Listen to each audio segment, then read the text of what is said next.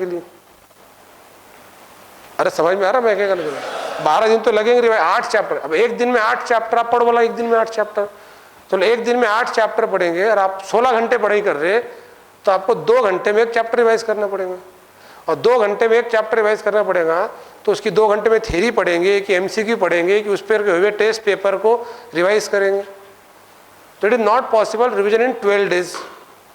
फिर 12 दिन में रिविजन नहीं करेंगे तो क्या 24 दिन में रिवीजन करेंगे? और अगर 24 दिन में रिवीजन करेंगे तो पहले दिन का पड़ेगा, जब 24 दिन लग जाएंगे रिवीजन करने के लिए, जब 24वां दिन आएगा तो पहला दिन वाला भूल जाता, बोले फिर उसको फिर से पढ़ेंगे। हाँ, तो फिर एग्जाम के बाद पढ़ लेगा। तो रिवीजन प्लान इज मस्ट। मतलब ये समझ के चलो कि आपको नोट्स इस तरीके से बनाना है कि आपको एग्जाम के टाइम में आपके काम में आए। तो अगर आपने एनसीईआरटी बुक नहीं ली हो तो एनसीईआरटी बुक ले लो, और एनसीईआरटी बुक ली हो और उसके अंदर ऑलरेडी कबड्डी की हो, मतलब उसमें ऑलरेडी कुछ लिखा पड़ा हो, तो वो देखना अपने हिसाब से। मैं मेरे हिसाब से आपको नोट्स बनाने लगूंगा और कुछ नहीं, ज़्यादा समय लगता नहीं। दो लेक्चर के अंदर ही अपन एनसीईआरटी बुक यहाँ ओपन करेंगे, मैं उसके अंदर पॉइंट नोट डाउन करूँगा। आपने बुक निकाल के बैठना है, वो पॉइंट को नोट डाउन करना है। समझा के तो मैं ऑलरेडी दे चुका रहूँगा, आपको सिर्फ थ्योरेटिकल जो पॉइंट है जहाँ पे क्वेश्चन बनते हैं उसको टिक करना है बस।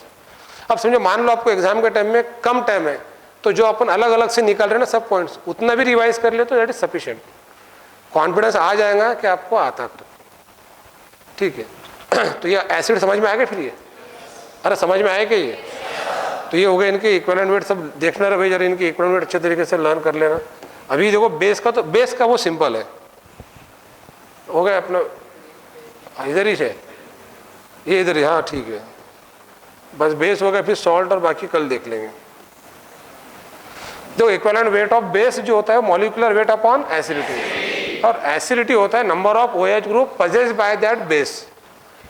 एसिडिटी मतलब नंबर ऑफ OH ग्रुप। जैसे NaOH में OH कितने हैं, KOH में, NH4OH में, तो डिवाइडिंग में 1 1 1, और उसका मॉलिक्यूलर वेट तो आपको निकालते आता।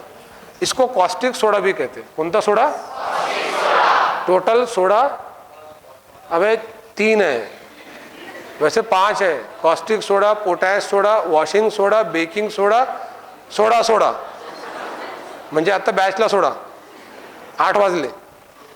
सोडा लाइम सबसे काम का है, सोडा। अभी 2023 के नीट पर क्वेश्चन आया था सोडा लाइम की रिएक्शन पे, NaOH प्लस CO, यहाँ पे लिखा होगा कहीं ना कहीं, मैंने नहीं लिखा तो बता दूंगा। तो कितने सोडा हो गए?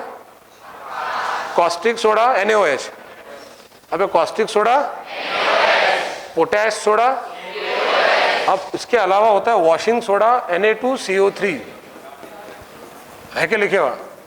सोडियम कार्बोनेट Na2CO3, और बेकिंग सोडा होता है NaHCO3, सोडियम बाय कार्बोनेट। यहाँ हाइड्रोजन को थोड़ी देर के लिए बाय पढ़ रहे, ऐसा ध्यान में रखना।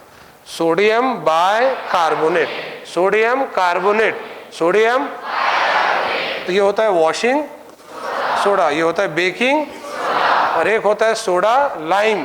बेटा सोडा लाइम सबसे काम का है NaOH plus CaO, NaOH plus, ये सोडा लाइम का फार्मूला सेपरेटली भी पूछा जाता, और हाइड्रोकार्बन में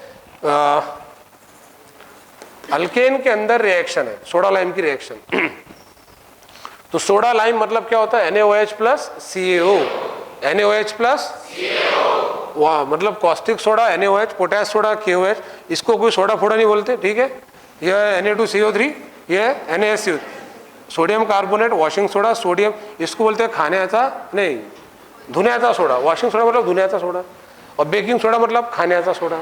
खाण्याचा सोडा मतलब वही भाजी, आलू बोंडे, कचौरी, वही था ना, उसमें डालते सोडा।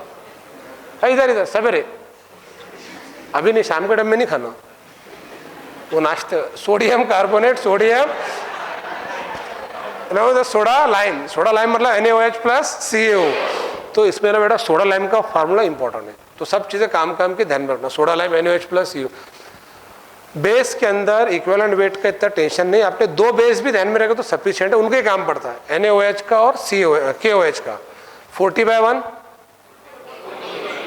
और 56/1, बाद में ये तो NH4 35/1, 35, इस तरीके से। तो बेस अपने क्लियर हो गए। जो मैंने एसिड बेस बताया ये आपने घर से अच्छे तरीके से लर्न करके आना है, ये और ये 2 बेस ये भी थे, ये 3 ले लिया और इसमें, चलो ठीक है। ये यहाँ पे टॉपिक क्लोज हो जाएगा अपना आज का।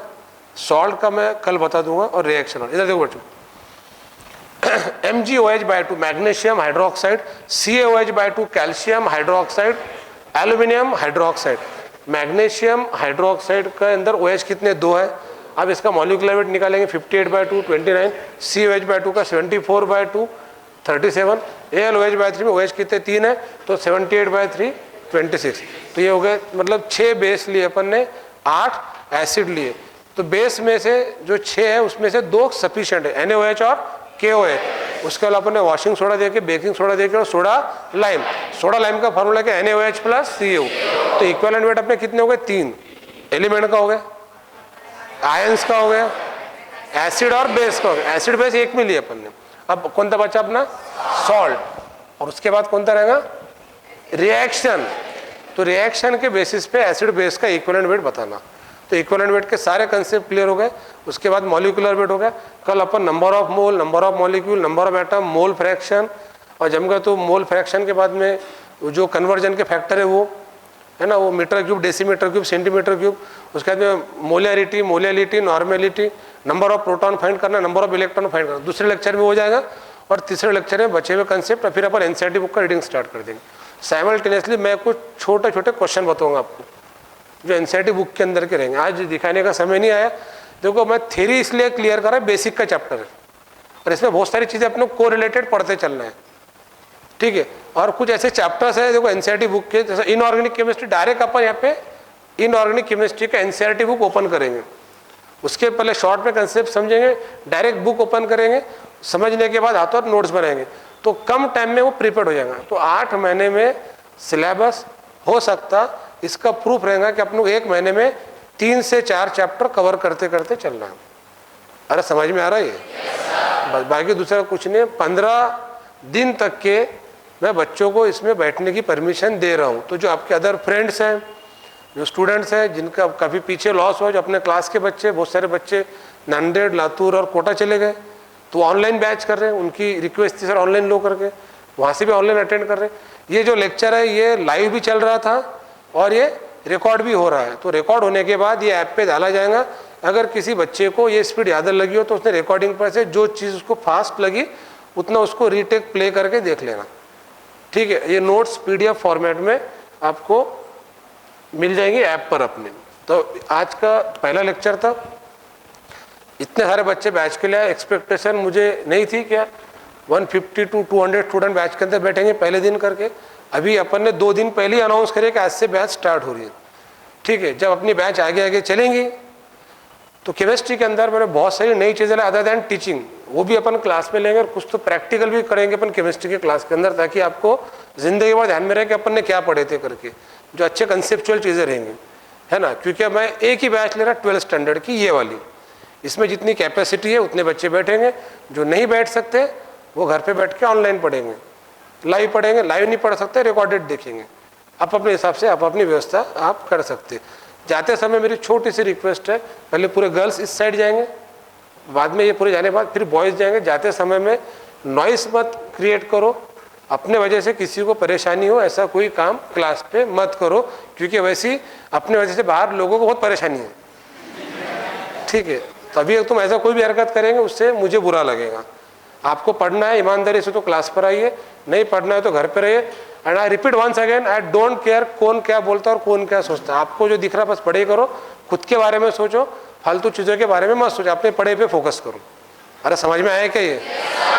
जा सकते। Thank you. कल आते समय पढ़ के आना है, ये नोट्स आपको शाम में मिल जाएंगे। 1 मिनट, जिन बच्चों को ऐप नहीं मिला, 1 मिनट, कितने बच्चों के पास में क्लास का ऐप नहीं है? 1 मिनट, नितिन सर इनको ऐप के बारे में कुछ इंस्ट्रक्शन देना है क्या?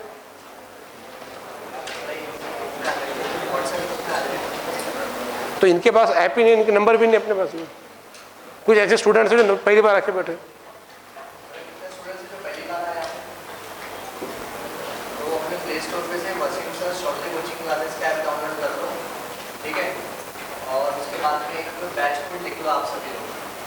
बोल भाई लिखते थे बोर्ड के ऊपर, उनके लिए क्या लिखना है?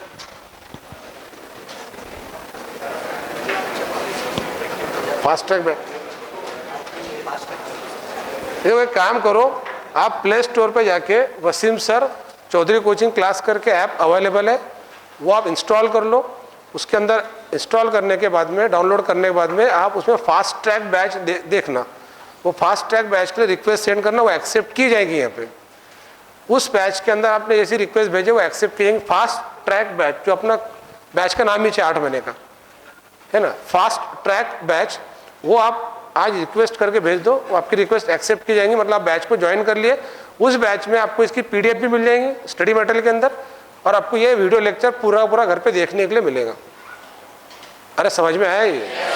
और अगर कुछ दिक्कत गई तो कल सवेरे आप 11 बजे से लेके नितिन सर क्लास पे रहते हैं, कभी भी आके आपने पर्सनली मिल लेना ऑफिस पे। फिर भी कुछ दिक्कत गई तो कल जब बैच के लाएंगे तब अपने बैच के पहले थोड़ा जल्दी आके पूछ लेना।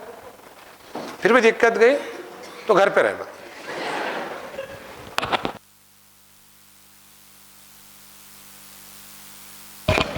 मैं फिजिक्स और